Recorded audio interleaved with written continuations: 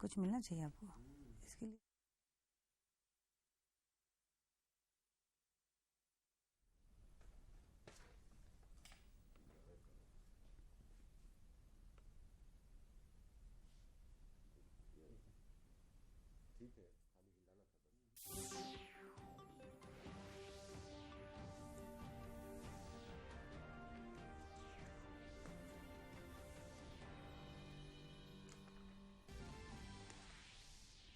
प्रधानमंत्री नरेंद्र मोदी आज रोम में G20 शिखर सम्मेलन में होंगे शामिल। प्रधानमंत्री ने इटली के प्रधानमंत्री मारियो द्रागी से की द्विपक्षीय वार्ता। आपदा प्रबंधन प्राधिकार की बैठक में अनलॉक को लेकर कई महत्वपूर्ण निर्णय। रात 8 बजे दुकान बंद करने, वीकेंड लॉकडाउन खत्म। समारोह में शामिल हो सकेंगे 500 लोग।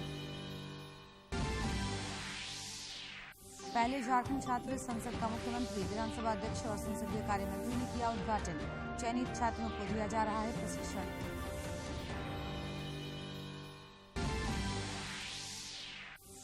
और चुनाव आयोग की ओर से नवंबर महीने में चलेगा विशेष ड्राइव।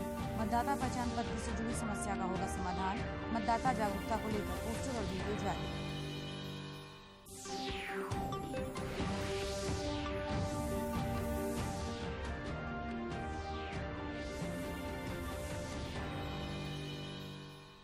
नमस्कार, खबरें झारखंड में आपका स्वागत है। मैं हूं जयलक्ष्मी कुमारी। खबरों में आगे बढ़ने से पहले ये संदेश। देश ने कोविड टीकाकरण अभियान के अंतर्गत 100 करोड़ टीके लगाने का लक्ष्य हासिल कर इतिहास रच दिया है। इस महत्वपूर्ण कार्य में योगदान करने वाले चिकित्सकों, नर्सों और अन्य स्वास्थ्य कर्मियों का दूरदर्शन अभिनंदन करता है। इसके साथ ही हम आपको सतर्क भी करना चाहते हैं कि कोविड अभी समाप्त नहीं हुआ है। आप सभी से हमारी अपील है कि यथाशीघ्र दोनों टीके लगवाएं और अन्य लोगों को भी टीके लगवाने के लिए प्रेरित करें। त्योहारों के समय कृपया इन 3 आसान उपायों का पालन अवश्य करें। मास्क लगाएं, 2 गज की सुरक्षित दूरी बनाए रखें, बार बार हाथ धोएं और चेहरा साफ रखें। कोविड से संबंधित जानकारी और मार्गदर्शन के लिए राष्ट्रीय हेल्पलाइन काम कर रही है। इनके नंबर हैं 011-2397-8046 और 1075। इसके अलावा राज्य हेल्पलाइन नंबर 104 डायल कर समस्या का त्वरित समाधान लिया जा सकता है।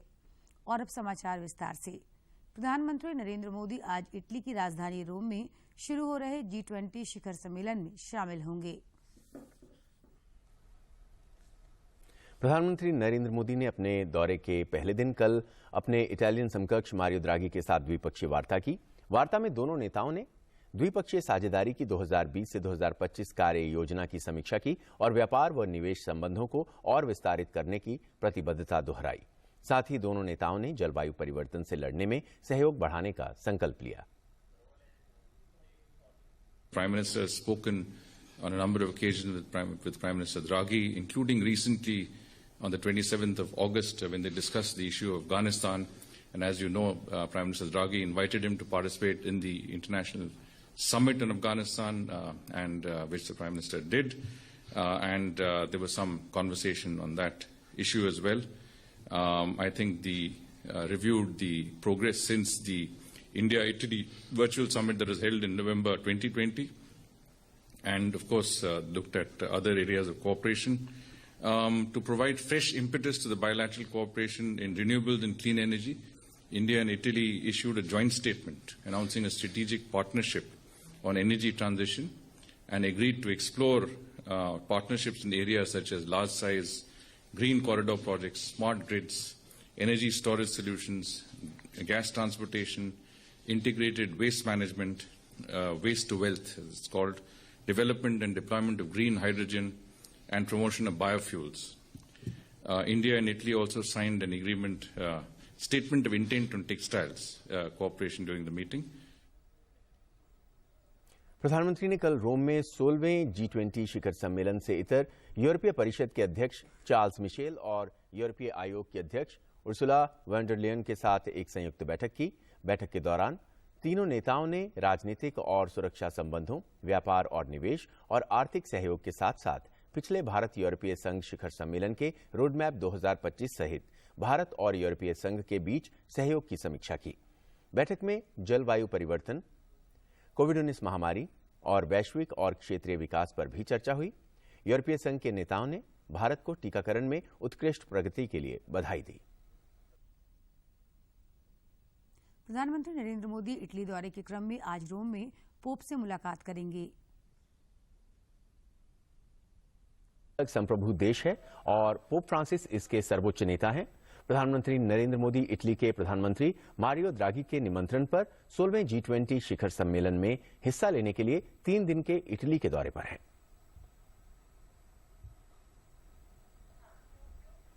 और हमारे संवाददाता अमृतपाल सिंह ने वेटिकन सिटी का जायजा लिया। आइए देखते हैं इस रिपोर्ट में।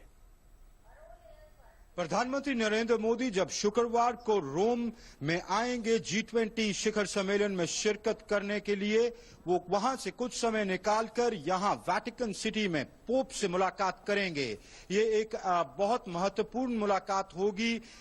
वेटिकन सिटी हालांकि इटली में नहीं आता है, टेक्निकली ये अलग सिटी स्टेट है या अलग मुल्क है, जिसके सॉवरेन या जिसके सरबराह पोप फ्रांसिस हैं, जो कैथोलिक चर्च के हेड भी हैं। प्रधानमंत्री उनसे मुलाकात करेंगे और विश्व के जो लीडर्स आ रहे हैं, अमेरिकी राष्ट्रपति जो बाइडेन, साउथ कोरियन राष्ट्रपति, वो भी पोप से मुलाकात यहां वेटिकन सिटी में करेंगे।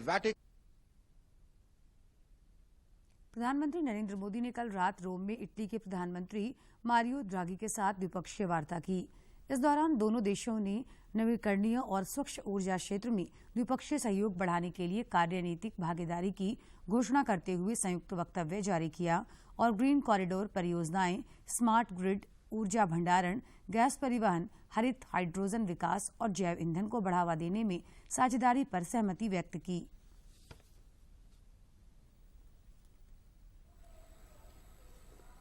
Prime Minister has spoken on a number of occasions with Prime Minister Draghi, including recently on the 27th of August when they discussed the issue of Afghanistan. And as you know, Prime Minister Draghi invited him to participate in the international summit in Afghanistan, which the Prime Minister did. There was some conversation on that issue as well.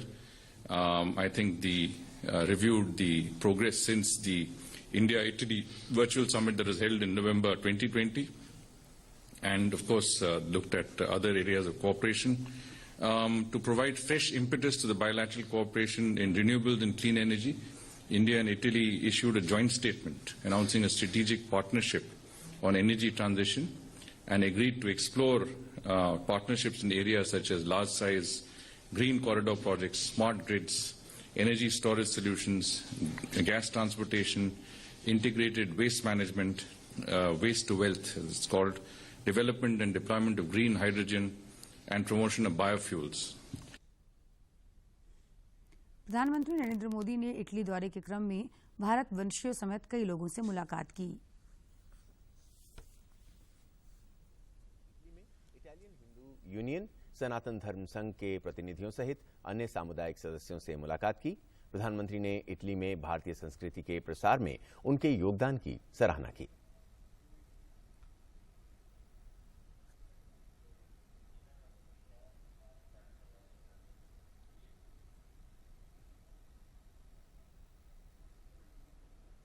प्रधानमंत्री मोदी ने Italian congregation for Krishna consciousness के सामुदायिक सदस्यों से मुलाकात और संवाद किया। प्रधानमंत्री ने इटली में भगवद गीता के संदेशों के प्रसार सहित कई सामाजिक गतिविधियों में उनके योगदान की सराहना की।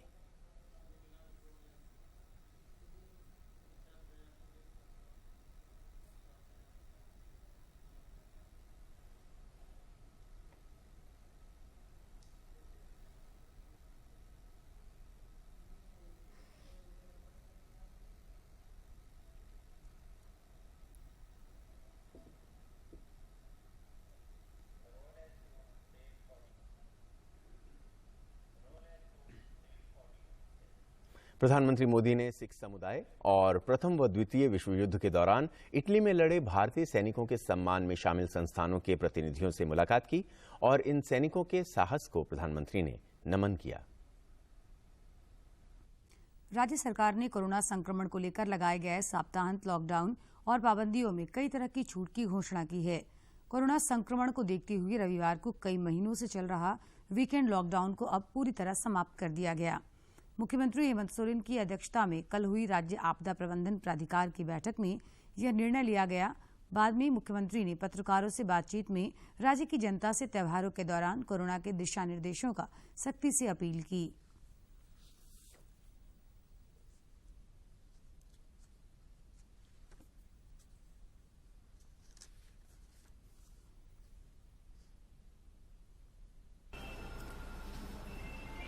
हर एक विषयों पर गंभीरता से विचार करती है। इसमें राज्य की जनता का भी सहयोग नितांत आवश्यक है। आने वाला समय अभी दीपावली है, छठ का पूजा है, गुरु नानक जयंती है, कई त्योहारें हमारी हैं और अभी भी आपको पता है वैश्विक महामारी यहाँ वहाँ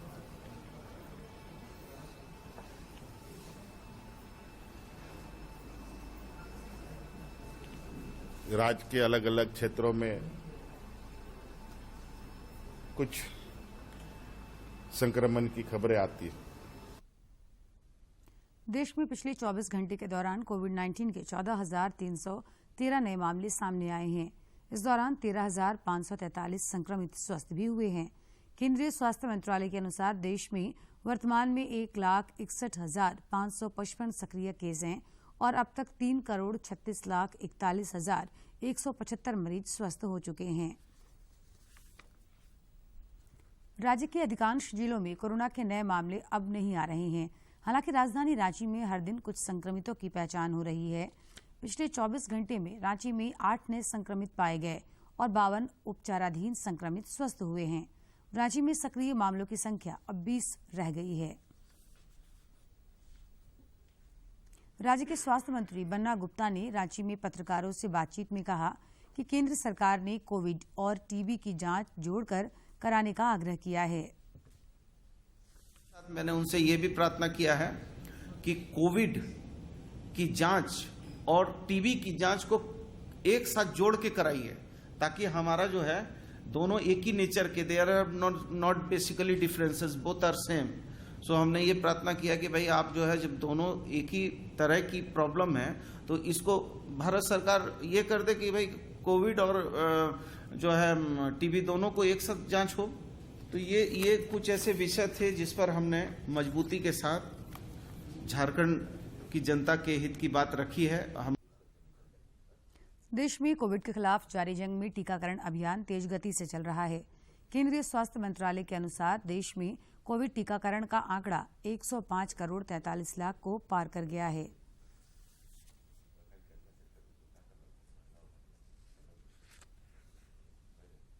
इधर झारखंड में भी टीकाकरण अभियान तेज गति से चल रहा है। बोकारो जिले में आज 55 सेशन साइटों पर टीका लगाया जा रहा है। जिले के उपायुक्त कुलदीप चौधरी ने बताया कि इन सेशन साइटों पर ऑन स्पॉट पंजीकरण की सुविधा उपलब्ध है।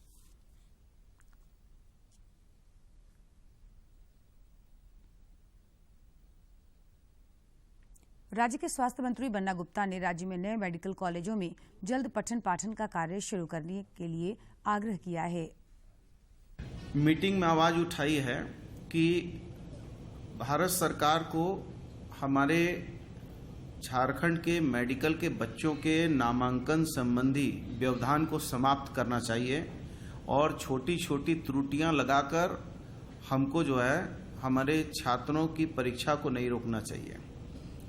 और ये मैंने मंत्री जी से इस पर जो है गहरा जो है दुख व्यक्त किया है। मुख्यमंत्री हेमंत सोरेन, विधानसभा अध्यक्ष रविंद्रनाथ महतो और संसदीय कार्य मंत्री आलमगीर आलम ने पहले झारखंड छात्र संसद का उद्घाटन किया। अतिथिगण को चयनित छात्रों को प्रशिक्षण दिया जा रहा है। सत्र के बाद छात्र सदस्यों की मंत्री परिषद की बैठक भी होगी।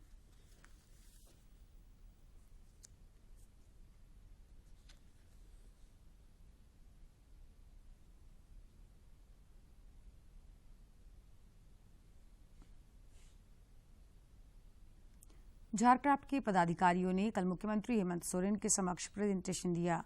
इस दौरान मुख्यमंत्री को बताया गया कि झारक्राफ्ट के बिजनेस मॉडल रिफॉर्म तथा ग्रोथ प्लान क्या है। इस दौरान मुख्यमंत्री ने अधिकारियों से कहा कि झारक्राफ्ट आने वाले दिनों में राज्य में निर्मित उत्पाद को बाजार में अधिक से अधिक बढ़ावा देने के लिए कार्य योजना बनाए।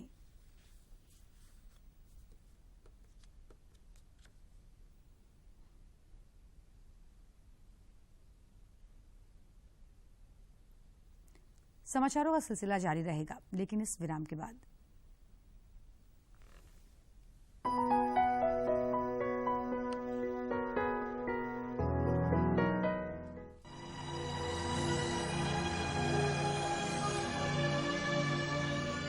अरे कहाँ जा रहे हो तुम लोग? अस्पताल। अरे तो फिर इसकी क्या जरूरत है? ममता वाहन क्यों नहीं बुलाते? ममता वाहन? हाँ, अरे सूचित करने की देर है। प्रसव पीड़ा से पीड़ित माता के लिए वाहन तुरंत दौड़ा आएगा और इसे तुरंत प्राथमिक स्वास्थ्य केंद्र पहुंचाएगा और अगर जरूरत पड़ी तो बड़े अस्पताल भी ले जाएगा और प्रसव के बाद सुरक्षित वापस घर पहुंचाएगा और वो भी बिल्कुल निशुल्क। ऐसा? हाँ। ममता वाहन से सदा तत्पर, बढ़कर लें खोज खबर।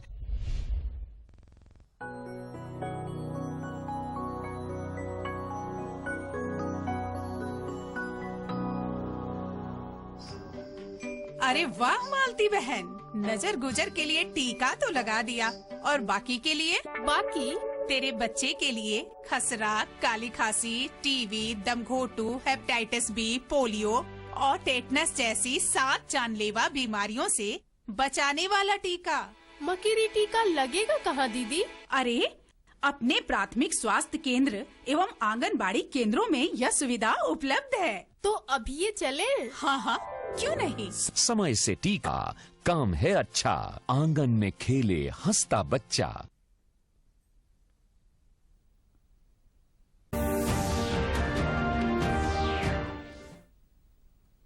ब्रेक के बाद आपका स्वागत है। निर्वाचन आयोग की ओर से आगामी 1 नवंबर से 1 महीने तक विशेष मतदाता सूची पुनरीक्षण कार्यक्रम चलाया जाएगा। राज्य के मुख्य निर्वाचन पदाधिकारी के रवि कुमार ने कल रांची में बताया कि इस दौरान मतदाता पहचान पत्र से जुड़ी हर त्रुटियों का निदान किया जाएगा।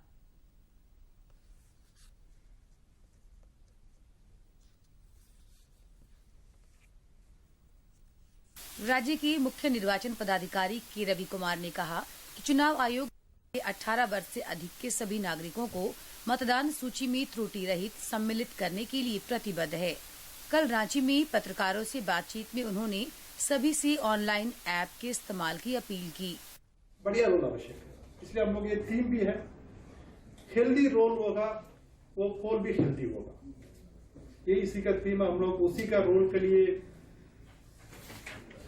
त्रुटि कुछ भी नहीं होना चाहिए, उस तरफ से हम लोग एक आदमी भी नहीं छूटना, उसी का ही हम लोग का लक्ष्य, उसी हिसाब से हम लोग काम कर रहे हैं। ये थीम है, हेल्दी रोल हेल्दी पोल। आपका साथ में शेयर किया, उसमें 1 नवंबर को हम लोग का पुनरीक्षण कार्यक्रम शुरू होगी। नवंबर पूरा महीना उनका आवेदन सबमिट कर सकते हैं। उन्होंने कहा कि हेल्दी पॉल के लिए हेल्दी रोल होना जरूरी है, इसके लिए आयोग ने पूरी तैयारी कर ली है। कुछ फोटो है वो इमेज क्वालिटी नहीं उसी को, उसका भी हम लोग आइडेंटिफाई करके वो बीएलओ का सूची में दिया चुका, बीएलओ के पास देके हम लोग उसका एक घर पर जाकर वेरीफाई कर रहा हूँ।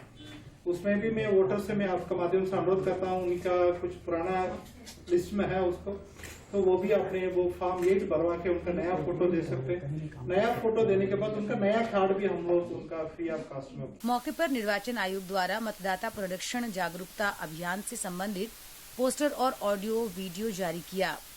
उन्होंने बताया कि राज्य में अभी ऐप रेशियो 59 है, 63 करने की आवश्यकता है। वो हम लोग का कैलकुलेशन अनुसार, कमीशन का कैलकुलेशन अनुसार वो 62.78% होना चाहिए। मतलब ये कुछ वोटर अभी भी सूची का बाहर है, उनका हम लोग सब कुछ शामिल करके लेके आना। उसके साथ में जेंडर रेशियो है 937 है। राज्य के सभी योग्य नागरिकों को मतदाता सूची में त्रुटि रहित सम्मिलित करने के लिए राज्य निर्वाचन आयोग पूरी तरह से प्रयासरत है और इसके लिए राज्य भर में पूरे नवंबर में विशेष अभियान चलाया जाएगा। दूरदर्शन समाचार के लिए रांची से प्रताप की रिपोर्ट।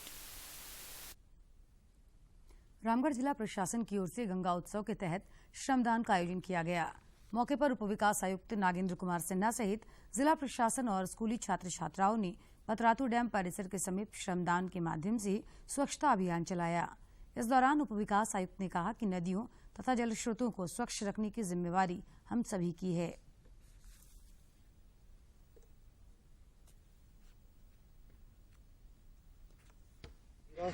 मना रहे हैं और ये कार्यक्रम हम लोग का 3 तारीख तक चलेगा और विभिन्न कार्यक्रम का हम लोग आयोजन कर रहे हैं। जैसे आज एक साफ सफाई के जो कार्यक्रम था, इसके बाद हम लोग कल प्रभात फेरी भी हम लोग निकालेंगे। इसके अतिरिक्त हम लोग बच्चों के बीच में पेंटिंग और अन्य प्रतियोगिता करवा रहे हैं। बोकारो जिले के चंदनकियारी प्रखंड में प्रखंड विकास पदाधिकारी अजय वर्मा के नेतृत्व में गंगा उत्सव की जागरूकता को लेकर कल प्रभात फेरी निकाली गई। प्रभात फेरी +2 विद्यालय से शुरू हुई और प्रखंड के विभिन्न चौक चौराहों का परिक्रमा किया। इसमें स्थानीय कई विद्यालयों के बच्चे शामिल हुए। इस दौरान गंगा स्वच्छता से संबंधित नारे लगाए गए एवं लोगों को गंगा घाटों एवं इसके आसपास साफ सफाई के लिए प्रेरित किया गया। आजादी के अमृत महोत्सव के तहत आज नई दिल्ली स्थित राष्ट्रीय पुलिस स्मारक में रैली का आयोजन किया गया। मौके पर केंद्रीय मंत्री स्मृति ईरानी ने राष्ट्रीय पुलिस स्मारक पर श्रद्धांजलि दी। जो स्मारक स्थल राष्ट्र के यशस्वी प्रधानमंत्री श्री नरेंद्र भाई मोदी द्वारा उन पुलिस कर्मियों को समर्पित है जिन लोगों ने आंतरिक सुरक्षा की दृष्टि से अदम्य साहस का परिचय दिया। 35,000 से ज्यादा ऐसे पुलिसकर्मी आज वो, उनकी शहादत और उनके परिवार हमारा अभिनंदन, हमारा आभार, हमारा सम्मान स्वीकारें। इसी अभिलाषा के साथ आजादी का अमृत महोत्सव आप सब अति आनंद के साथ मनाएं और आगामी ये दीपावली का पर्व आपके लिए, आपके परिवारों के लिए, आपके परिजनों के लिए, राष्ट्र के लिए सुखमय हो, शांतिमय हो, इसी अभिलाषा को व्यक्त करते हुए अभिनंदन आपका करते हुए रांची रेल मंडल के प्रबंधक प्रदीप गुप्ता ने कल देश के प्रतिभाशाली क्रिकेट खिलाड़ी सुशांत मिश्रा को नियुक्ति पत्र प्रदान किया। श्री मिश्रा को रांची रेल मंडल में सीनियर क्लर्क के पद पर नियुक्त किया गया है। वे बाएं हाथ के तेज गेंदबाज हैं। भारत समेत दुनिया भर में चाय के शौकीनों की कोई कमी नहीं है और चाय की दुकानों की भी कमी नहीं है। आज हम आपको जमशेदपुर के एक ऐसे ही चाय की दुकान पर ले चलते हैं जो कई मायनों में अपने आप में अनोखी है। जमशेदपुर की चाय की दुकान में इन सभी चीजों को देखकर आप चौंक रहे होंगे कि माजरा क्या और इन चीजों का यहाँ क्या काम है। दरअसल यह सभी चीजें यहाँ की टी पॉट है और तरह तरह की आकृति के रूप में नजर आ रहे हैं। यहाँ पर 100 साल या उससे अधिक पुराने केतली भी मौजूद है।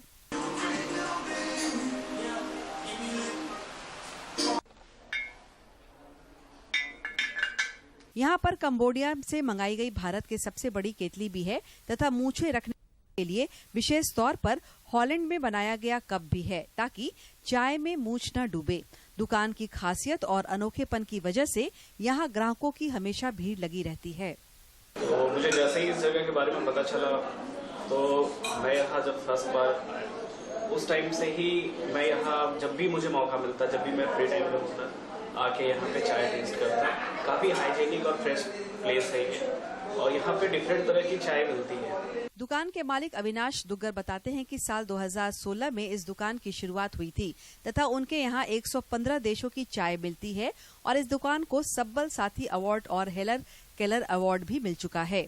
आज से जो है 2016 में ये कैफे हमने खोला और शुरुआत से ही जैसा एक संयोग था कि एक कियोस्क में एक डेफ लड़की का आना और उसके साथ उसके भाई के थ्रू जब मेरी बात हुई तो पता चला कि उन्हें जॉब नहीं मिलता चूंकि वो सुन बोल नहीं सकते हैं। इस दुकान की यह भी खासियत है कि यहाँ पर काम करने वाले जितने लोग हैं उनमें सभी लोग मूक बधिर हैं। साथ ही 3 लड़कियाँ ऐसी भी हैं जिनके पिता नहीं या जो अनाथालय में रहते हैं। और यहाँ पे बहुत कुछ सीखने को मिला है और मैंने बहुत कुछ सीखा ही है। पिज़्ज़ा बनाना, sandwich, cold coffee, hot coffee, बहुत कुछ सीखा है और धीरे धीरे सीख भी रही हूँ। अविनाश दुग्गर अब इस दुकान में एक म्यूजियम बनाने के वास्ते प्रयासरत हैं ताकि जमशेदपुर की इस अनोखी चाय दुकान से क्षेत्र में पर्यटन को बढ़ावा मिले। तो क्यों ना उस क्षण को इस शहर के अंदर में एक ऐसे म्यूजियम के साथ जोड़ दें जहाँ टूरिस्ट जब इस शहर में आए तो उन्हें ये भी एक जगह स्पॉट मिलेगी और वहां चलते हैं, वहां हमें तरह तरह के टी पॉट्स के साथ साथ दुनिया की कई देशों की 115 तरह की चाय भी हमें पीने को मिलेगी। जमशेदपुर की यह चाय की दुकान निश्चित रूप से चाय के शौकीनों के लिए बेहतरीन पर्यटक स्थल या एक म्यूजियम की तरह है, जो चाय की चुस्कियों के बीच इतिहास और परंपरा से भी आगंतुकों को परिचय कराती है। जमशेदपुर से डॉक्टर राजेश कुमार लालदास की रिपोर्ट।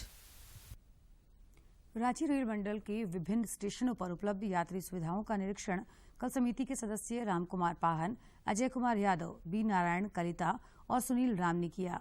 इस दौरान सदस्यों ने स्टेशन तक आने वाली सड़क, पानी के नल की उपलब्धता, खान पान के स्टॉल, यात्रियों के लिए वेटिंग हॉल और शौचालय समेत अन्य सुविधाओं का निरीक्षण किया। पलामू प्रमंडल के नीलांबर पीताम्बरपुर प्रखंड लेस्लीगंज की महिलाएं आत्मनिर्भर भारत एवं महिला सशक्तिकरण की नजीर पेश कर रही हैं। Jharkhand livelihood promotion society JSLPS के तहत सखी मंडल से जुड़कर यहां की महिलाएं अगरबत्ती निर्माण कार्य में जुटी हैं। अगरबत्ती की खुशबू से इन महिलाओं की जिंदगी खुशबूदार हो गई है। की राह आसान हो गई है। सखी मंडल की अहिल्या गिरी, स्वाति देवी एवं अन्य दीदियों ने बताया कि सखी मंडल एवं अगरबत्ती निर्माण कार्य से जुड़ने के बाद उनकी जीवन शैली ही बदल रही है। अगरबत्ती बनाकर मैं बाजार तक ले भी उपलब्ध हम लोग करा रहे हैं। पूजा मार्केट में देते हैं हम लोग ब्लॉक में आते हैं अगरबत्ती बनाने, तो 1 किलो चरपोल डालते हैं और 50 ग्राम जिकेट, और बढ़िया से हम लोग अच्छा से निकाल लेते हैं, बना लेते हैं। आयुक्त जटाशंकर चौधरी ने कहा कि अगरबत्ती की पैकिंग कर बाजार में बिक्री करना ग्रामीण महिलाओं को स्वावलंबी बनने की दिशा में एक अनूठी पहल है। सखी मंडल की दीदियां जो हैं अगरबत्ती निर्माण कार्य कर रही हैं। उनके सेंटर को भी मैंने भ्रमण किया था JSLPS टीम के साथ। वहां पे उन लोगों को कार्य करते देखा गया। उन लोगों को संबंधित मशीन भी उपलब्ध कराई गई है। पलामू उपायुक्त शशि रंजन ने बताया कि महिलाओं की आत्मविश्वास और कार्य करने की इच्छा शक्ति को देखते हुए जिला प्रशासन की ओर से विशेष केंद्रीय सहायता योजना के तहत अगरबत्ती निर्माण केंद्र बनाया गया। साथ ही महिलाओं को अगरबत्ती निर्माण हेतु प्रशिक्षण भी दिया गया है। काफी उत्सुक महिलाएं हैं और काफी अच्छा कर भी रही हैं। अभी जितने भी अगरबत्ती वहां से बन रही है उसको JSLPS के जो पलास ब्रांड से संबद्ध किया गया है, उसी ब्रांड से बाजार में अगरबत्ती बिक रही है। JSLPS की DPM बिमलेश शुक्ला ने बताया कि सखी मंडल की दीदी बड़े पैमाने पर अगरबत्ती का निर्माण कार्य कर रही हैं। पलाश ब्रांड की और खबरों के अंत में नजर डालेंगे मुख्य समाचार पर। प्रधानमंत्री नरेंद्र मोदी आज रोम में G20 शिखर सम्मेलन में होंगे शामिल। प्रधानमंत्री ने इटली के प्रधानमंत्री मारिया ड्रागी से की द्विपक्षीय वार्ता। आपदा प्रबंधन प्राधिकार की बैठक में अनलॉक को लेकर कई महत्वपूर्ण निर्णय। रात 8 बजे दुकान बंद करने, वीकेंड लॉकडाउन खत्म। समारोह में शामिल हो सकेंगे 500 लोग। पहले झारखंड छात्र संसद का मुख्यमंत्री, विधानसभा अध्यक्ष और संसदीय कार्य मंत्री ने किया उद्घाटन। चयनित छात्रों को दिया जा रहा है प्रशिक्षण।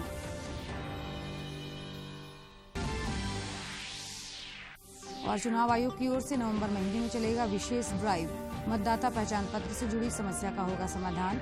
मतदाता जागरूकता को लेकर पोस्टर और वीडियो जारी।